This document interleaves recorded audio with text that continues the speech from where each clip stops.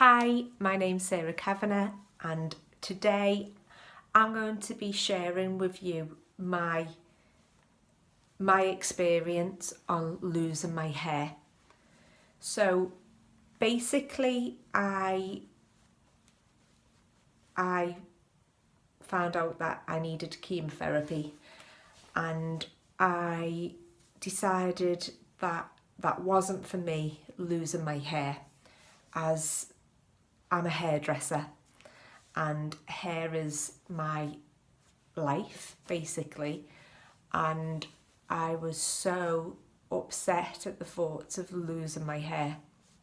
So anyway, I decided to go to Clatterbridge, because in Clatterbridge they do what's called a cold cap.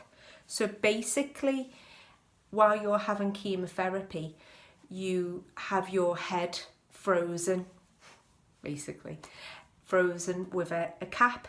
So a cap is this cold cap, it's put on your scalp, and it has to be on an hour before your treatment, an hour while you're having chemotherapy, and then an hour after the chemotherapy. So basically nearly 3 hours your head's frozen for, which I have got to say, there was women on the ward that started their chemotherapy at the same time that I did, and their hair was amazing. They had a full head of hair. Yes, it was finer, but you know, you'd expect that anyway.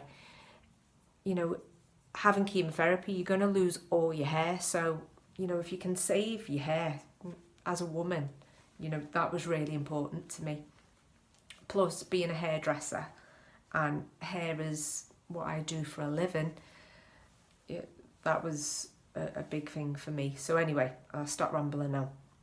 So basically, I had the cold cap put on for the first time, which I'm not gonna say it was nice, because it was hard work, because you're already having chemotherapy, so you know, a lot going on, and then you're being froze basically for 3 hours.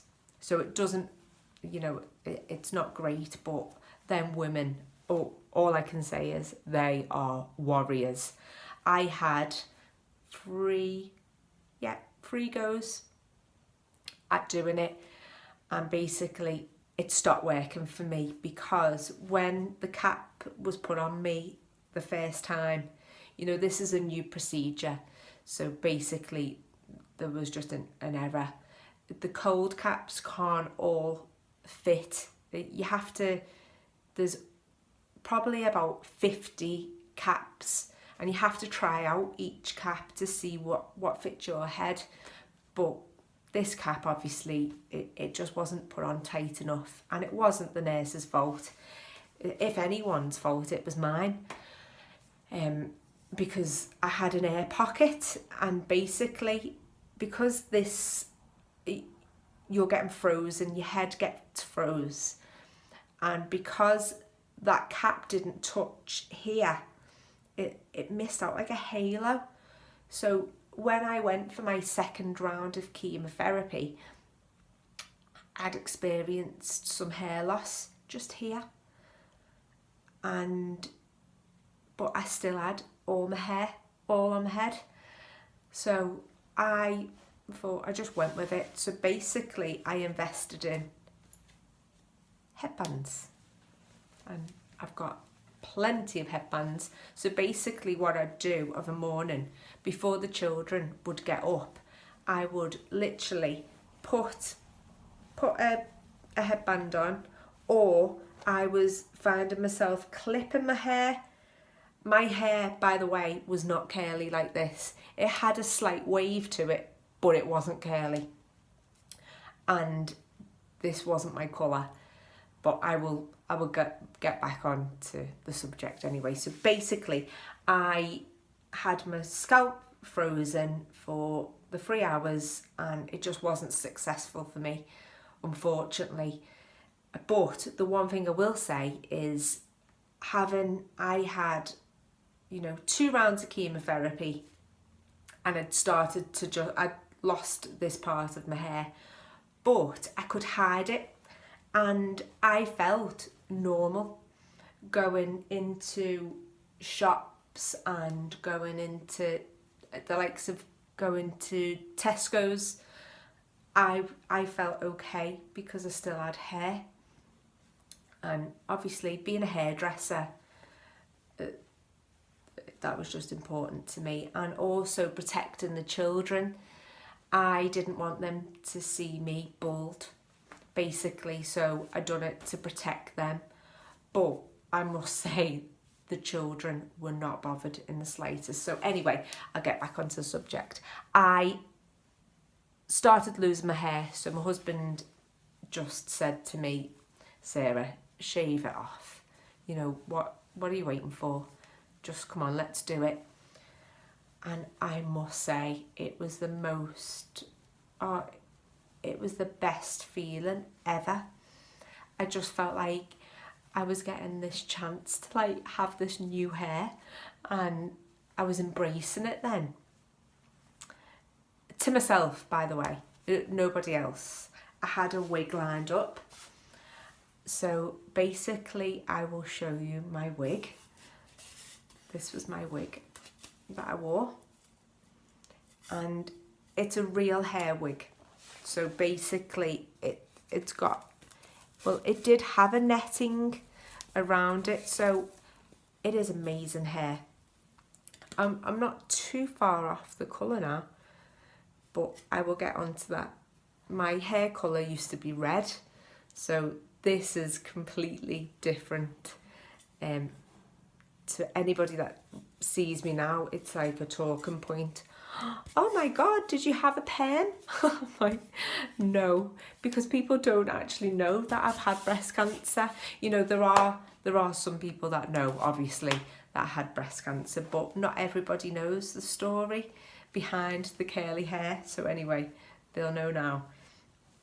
So anyway, I just wanted to do this video for anybody that's just starting their journey with breast cancer or with chemotherapy, and hopefully you can share this video to other people, because when I first found out I had breast cancer, I use YouTube all the time, and it used to help me watching videos and watching people that have done this before and getting advice from people instead of reading it in a booklet. I used to find it better seeing it for myself.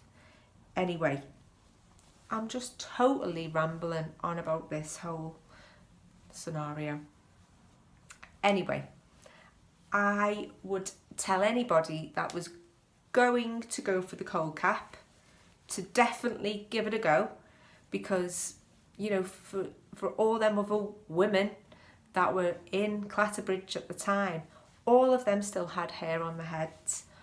But all I can say to you is, from my experience, losing your hair is nothing. Honestly, like, if anything, I don't know, like losing your hair as a woman, because obviously we all colour our hair and we all do things to it.